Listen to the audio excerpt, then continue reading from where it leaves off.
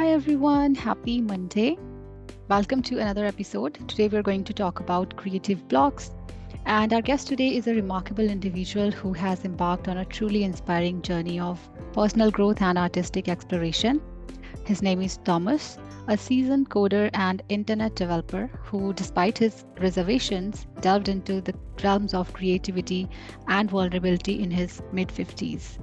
His paths took him from coding to dioramas, block printed art, watercolor sketches, comics, automata, kinetic art, and even podcast and music production. Join us uh, as Thomas shares his transformative voyage, uncovering the power of embracing new endeavors, connecting with others, and fearlessly pushing boundaries. Tune in to learn how opening up to serendipity and seizing opportunities can lead to unexpected and awe inspiring outcomes.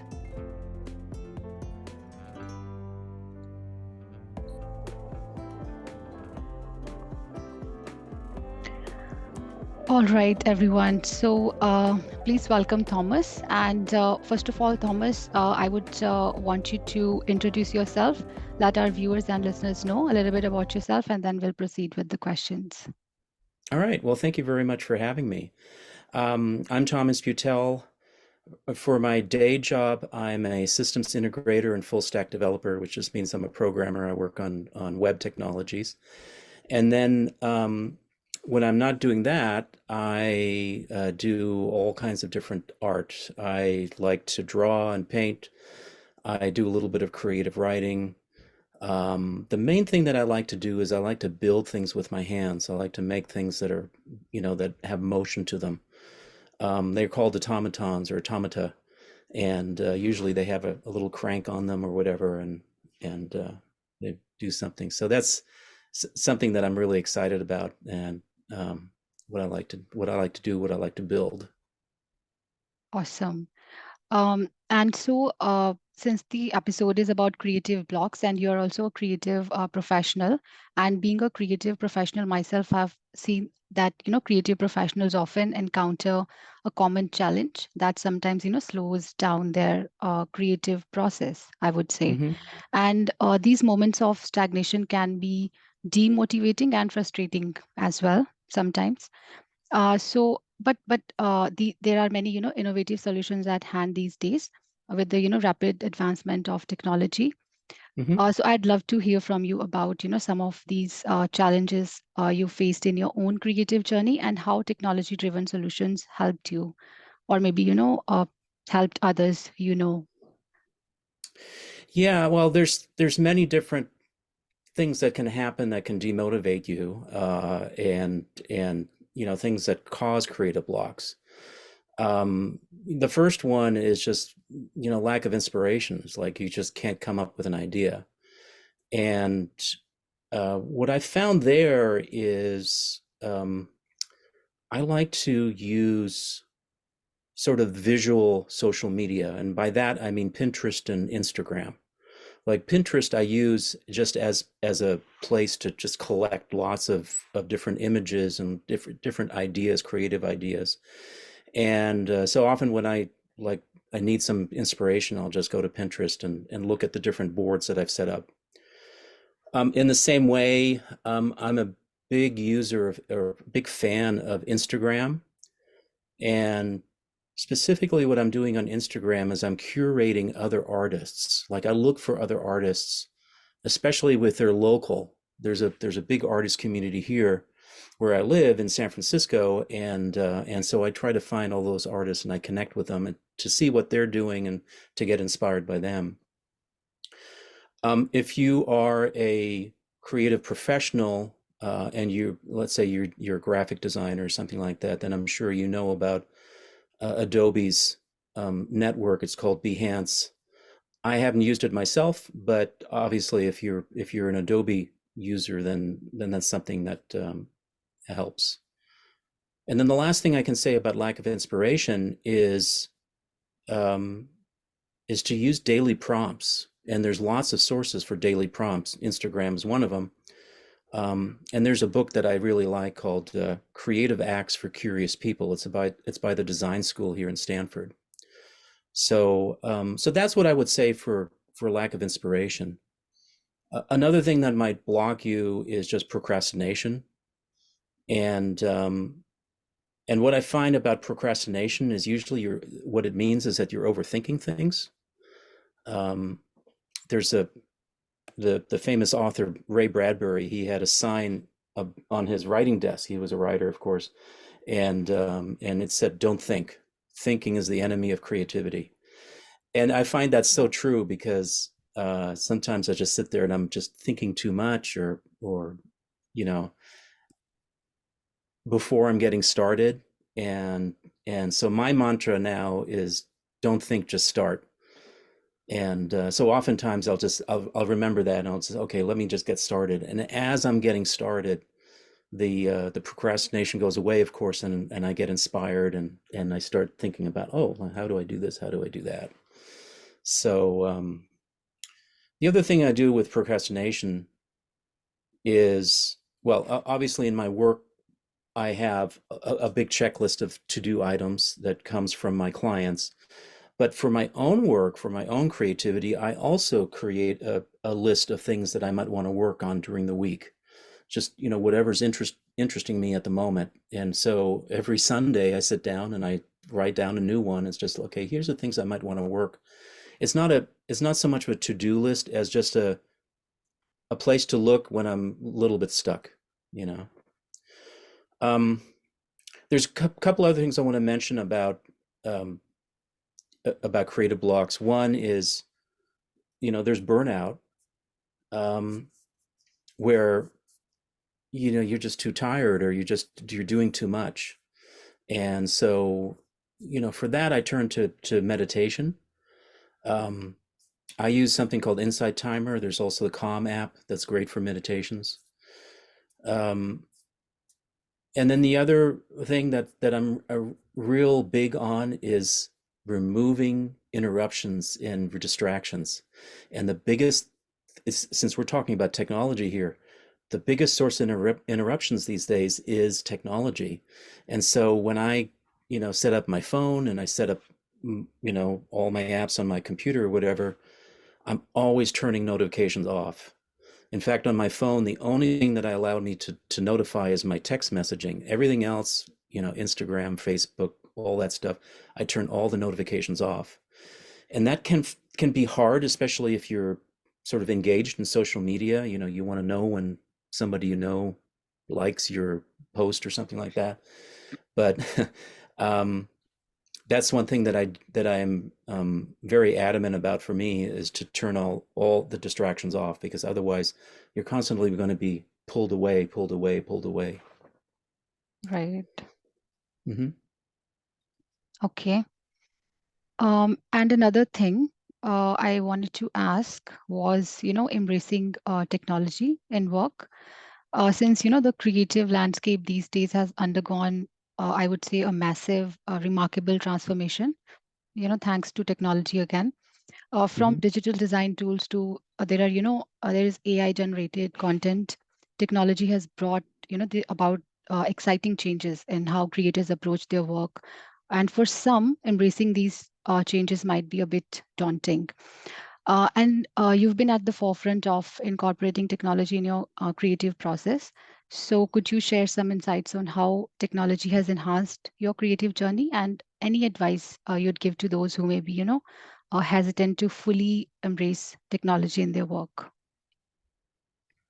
Yeah, well, being a technologist means I've been working with technology for a long time.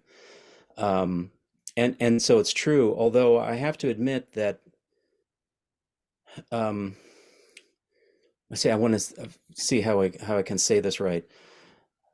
There's certain things that I'd like to do where I don't necessarily want to use technology right away. As an example, when I'm doing drawings, I could draw them on my iPad. There's a great program called Procreate on there for painting on the iPad, and it's brilliant. But what I do is I sort of meet that halfway. I usually start all my drawings on a piece of paper. There's just something for me about, the pencil or the pen on paper and scribbling and all that kind of stuff. And then what I do is I'll scan it and import it into Procreate, and then I might finish it in Procreate, right? So um, so you don't have to like go all the way sometimes with technology. You can go part way. Um, and a lot of this technology is there's steep learning curves, so you don't necessarily want to just say, "Oh, I'm going to be right in this one thing only." Um, and I was thinking of a situation in reverse where I mentioned I like to work with my hands and I like to make things. And a while ago, I got myself a 3D printer. So what I'm doing now is I'll create the design in SketchUp and I'll print it. But then once I have it printed, then there's a lot of manual work to finish it up, to paint it or to assemble it or something like that. So I think there's always an opportunity um, to mix, technology with traditional work. Right. Yeah, I completely agree. And I'm also like call me old school. I also love to because I'm a writer as well. So I love to, write on paper. That's like one thing I just love doing. These days, Hmm. like I have to use, MS DOS and MS Doc and Notepad also. But otherwise, I would always, prefer pencil and paper. And yes, I you just wanted wanted to. to say, when I'm doing creative writing, I use index cards. And what I Yeah, do is I'll write a bunch of scenes, and then I'll spend some time like deciding which order the scenes should go. And right, then I type it out on a computer. But there's just right, something about that manual, like, looking at it and shuffling the cards, and it's just hard to do if it's all, on the screen. Although I know that there are other writers that do everything on their laptop from beginning to end, and it's a marvel. right. But again, Yeah, I like to mix it up. I like to do like traditional and use, whatever, use the laptop. yeah, yeah. Okay, and speaking of creative blocks, they are universal challenge, and they Hmm. can be especially, taxing for highly sensitive people. Your experience as a creative professional and an HSP uniquely positions you to shed light on this topic. How can individuals, particularly HSPs, leverage technology to spark, fresh ideas and navigate their way through these frustrating barriers? Yeah. Um, the challenge there is, at least for me, is, or always has been, um, sort of opening up to other people. Same here. Um, and but what I found is that there's such a power in community. Um, and so so for HSPs, I think it's a really sort of a delicate balance. You have to really open yourself up and be vulnerable. And I know a lot of people don't like that word. They don't like the word vulnerable. It it it causes them to think about like weakness or something like that. But it's not weakness. It's really about connection. And this is where I think technology has been so amazing in these last, let's say, 2 decades, in these last 20 years, is we now have the opportunity to connect with each other, um, like you and I are connecting, and we're across the world. Yeah, How amazing is that, right? yeah, Um, find your community, find that community of people that you understand and that understand you. And again, I'm going to name Pinterest and Instagram, and also to an extent YouTube.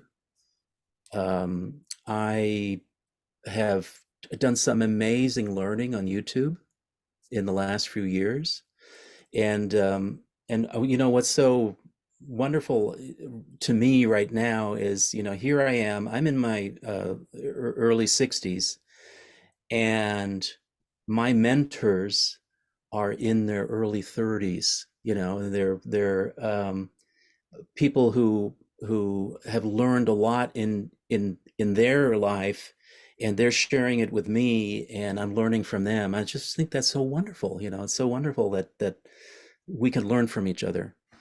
Um, so so that's what I would say about that. Connect with somebody, connect with a community. It can be a small community, but boy, once you're connected, the inspiration really comes, and at least from my perspective, once I'm connected with someone and I start talking with them or chatting with them, whatever it may be, um, I get more than enough inspiration. I have to write Yeah. everything down. It's like, oh, I want to do this and I want to do that. So, yeah. Right. Yeah. Finding your tribe is so important. And in this age of rapid technological advancement, creators often find themselves at crossroads. How to integrate cutting edge tools while ensuring their artistic vision remains authentic and untouched.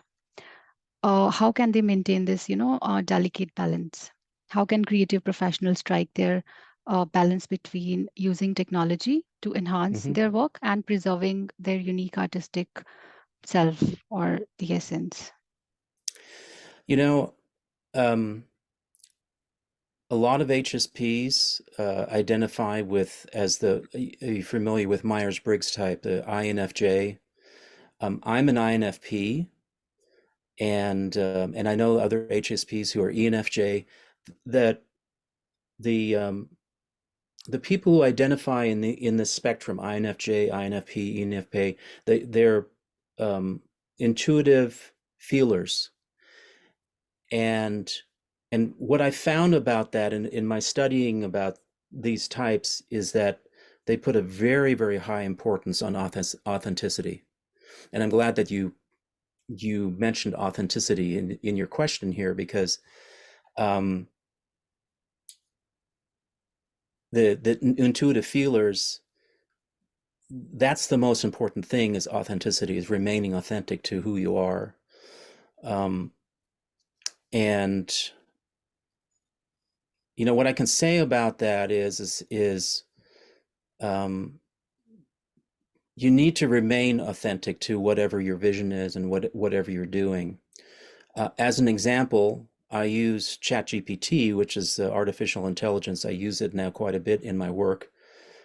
It's great for programming, but I'm also using it in my other creative work, right? So, I have my own podcast. I also do a little bit of writing, but I'm very adamant about not using ChatGPT to write for me, you know. So Yeah. what I'm doing with it is I'm saying, give me some ideas here. I'm doing this, whatever it might be. Give me a few ideas that I can think about, or sometimes I'll say to ChatGPT, uh, here's an intro that I wrote. Did I forget anything?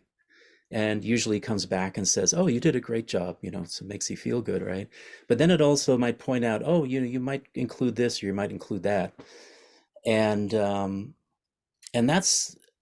and so then I go and then I'll say, "Okay, that's great. Now, I found something that I could add to what I said." So I didn't use ChatGPT to write the thing for me, because that wouldn't feel authentic to me. But I am using it to help me.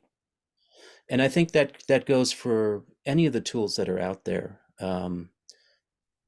Another tool that I use is Canva for doing graphics.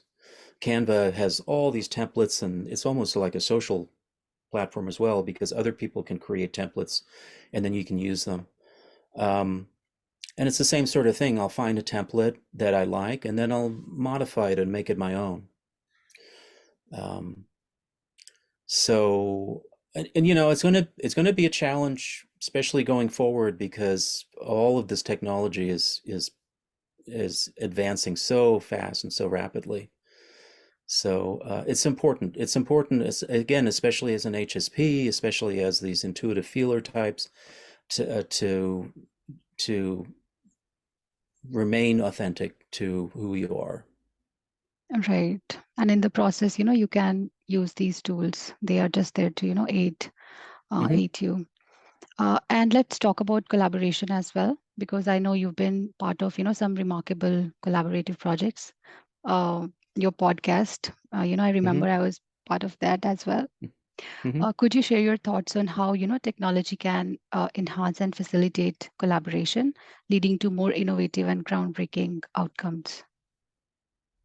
Well, there's so many tools now. I mentioned Canva, which is uh, collaborative.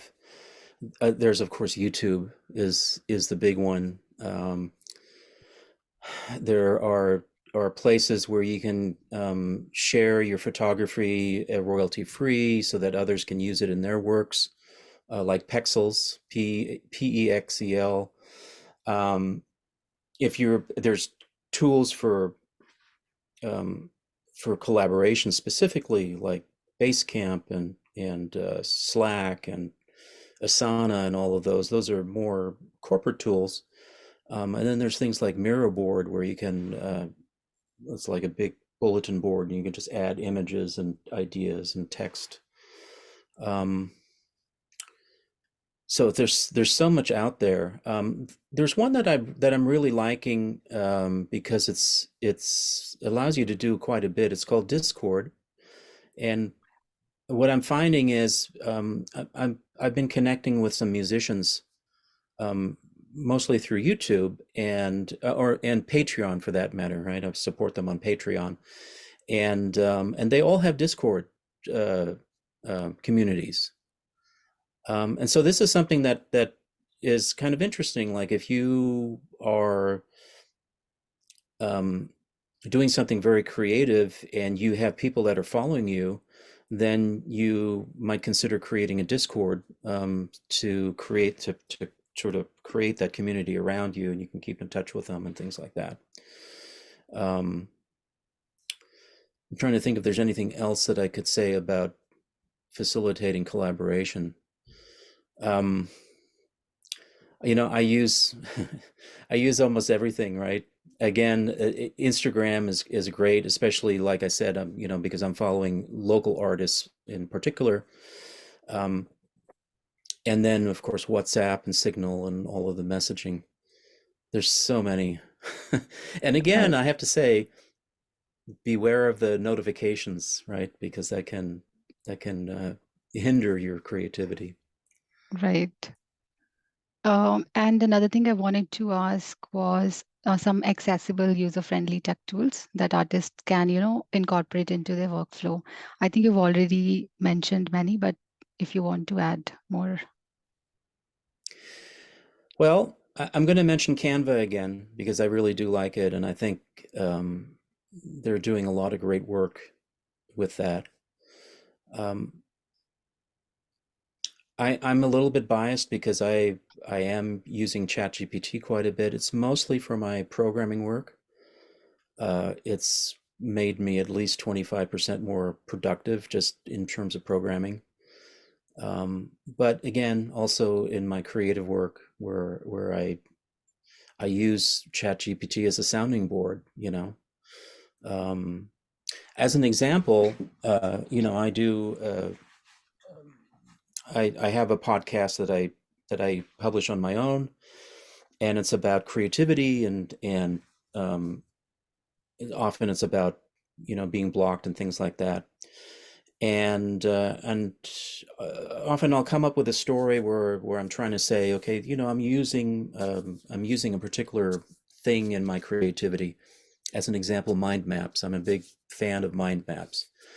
And I'll go to ChatGPT and I say, I want to talk about mind maps and how beneficial they are to creativity, but I want to tell the story in the style of the hero's journey. And the hero's journey is a style of storytelling that that talks about a hero and how he goes into the underworld to figure out how to do something, and then he comes back to this world and tells a good story. And one of the important things about the hero's journey is that there's a part where he's about to go on this adventure, and then he sort of refuses to go. And all of these structures in this hero's journey is there for the listener, so that the listener can relate more to what the story is. And and so now let's bring this back to ChatGPT. The reason that I like ChatGPT in this case is because I can say, I want to talk about mind maps, and I want to talk about it using the hero's journey structure, the story structure. And Right. it'll come out and say, oh, here's some examples what you might think about. This is how you might say, why somebody might refuse or may not want to do it, and on so on and so forth. So ChatGPT is very good in that. It's like it somehow it figures it out. I'm pretty impressed with it. Right. Yeah. The last thing I want to say is that there's also services where you can uh, pay others to do some work for you, like Fiverr is a pretty big one, and I've used Fiverr when I've needed to. Like if there's just something that, like creating a logo, I don't think I could ever create a logo myself. So I'll go onto Fiverr and say, look, I have this idea that I want to do for this logo, and usually I'll find someone on Fiverr to help me do that. Right. And I really love that you said that, it made you more productive. So it's not like you're not being authentic, but yes, if you were to do something, maybe in Mm-hmm. 3 hours, using these tools, you can just finish it in maybe 1 hour. So Mm-hmm. that, yeah, yeah. Okay, and another thing I wanted to ask, yes. So, technology-driven, creative work, it often, produces a lot of assets, plethora of digital assets, and sometimes, managing them. Uh, and I have faced this challenge. Managing them efficiently becomes, crucial for a seamless creative process. You've navigated this terrain yourself. So, how do you recommend organizing and managing these digital assets effectively to ensure that creators can maintain a smooth and productive creative journey? Yeah, so this is something that I sort of figured out for myself many years ago, and that is that I don't organize my stuff. Like I have some broad folders where things go into, but here's the thing: the computer knows how to find stuff. So I use my computer search to find my things. The trick to doing this well is naming and tagging. So, so the way that I like to think about it is like, I'll give my files a longer name that's pretty descriptive, and often I'll think about like, how would I want to search for this 6 months from now or 6 years from now? If there's documents, I'll actually add a section at the bottom of the document where I could say tags, and then I'll just start adding tags, as if you're like when you're tagging in social media. Mhm. I mean, I don't put the hash in there, but basically I'll just put a bunch of words down there that might be the type of things that I'm searching for in the future. Um, so I'm not ultra organized when it comes to my computer folders. I have, like I said, I have like sort of big broad folders, but not very specific. I don't spend a lot of time because organizing can be very time consuming in itself, and I want to do something else, and sit on my computer and organize things. So it's really about naming and tagging for me. The other thing that I do is when I'm working on something right now that's important, I'll I'll give like the folder. I'll give the name. I'll start with 00 dash. The reason I want 00 is because when you're looking at list view, the zero stuff will be right at the top, right? Yeah. And then later on, if I'm not using it anymore, I'll just remove that so I don't have to see it anymore. But the stuff you want at the top, I always give it, starts with zeros or something like that, so that it always sorts numerically and alphabetically at the very top of any list that appears in your computer. So that's how I do it. Yeah, I actually used to, I still do that. I'll just put a zero. Yeah. Yeah. And I also wanted to ask you to, share a personal experience where technology played a pivotal role in, revolutionizing your creative process and maybe led to a remarkable outcome you hadn't anticipated. Um,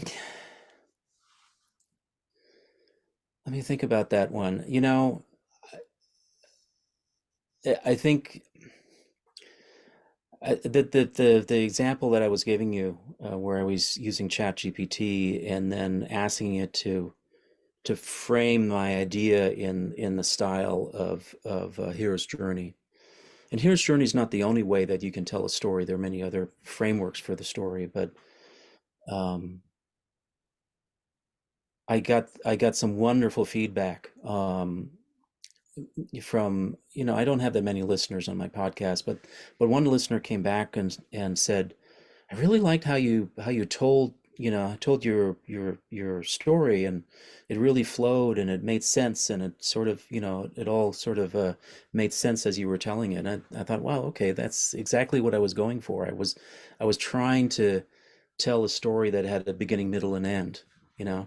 And these stories can be about anything. It doesn't have to be the traditional, fictional hero's journey. It can be, like I said, when I was talking about doing mind maps. I'm working on another one now where I'm going to be talking about personal sprint planning, like doing planning for your own creativity. I'm going to use the hero's journey again to tell that story, because it's a way of storytelling that makes it easy for people to follow. Um, so I think that's a pretty good example. Yeah, yeah, yeah. Okay, and would you want to like tell us a little bit about your podcast also? Maybe I'll just put the link in the description for that as well. Oh, thank you. Yes, it's called the Creative Shoofly, and the reason that I started this podcast is because I get in the way of myself a lot. It's not just like creative blocks, but it's also uh, I get excited about many, many different things, and I'm interested in many different things. And so sometimes I get stuck because I don't like, which direction do I go. So in the Creative Shoofly, I talk about that. There's also some interviews, and I also started something recently. Well, last year I started it, called "You and I Make a Thing," where I invite a guest to make up something in the moment. So we get together, and I actually record it in two parts. The first part, we come up with something we both of us have never done before. Then we go off and do it, and then we come back to record the second part, and we talk about how it felt to do something like that. Yeah, And that's the "You and I Make a Thing," and I'm actually pulling that out of Creative Shoofly, and I'm making another podcast called "You and I Make a Thing." I haven't launched that yet, but it'll be launching soon. So and I have them in all the different podcast directories. So Creative Shoofly and "You and I Make a Thing," which is coming up soon. And thank you for awesome. asking. Yeah, I would love to, listen to it. And so I wanted to, thank you for sharing your valuable insights and making time. And I really hope that, our viewers or listeners will understand that, embracing technology doesn't mean that you're losing touch with your authentic self. It's about, finding innovative ways to amplify your creativity. So thank you so much for sharing your valuable insights with our listeners and Thank you inspiring so them. much for having me today. I really Thank, appreciate it. thank you. Bye.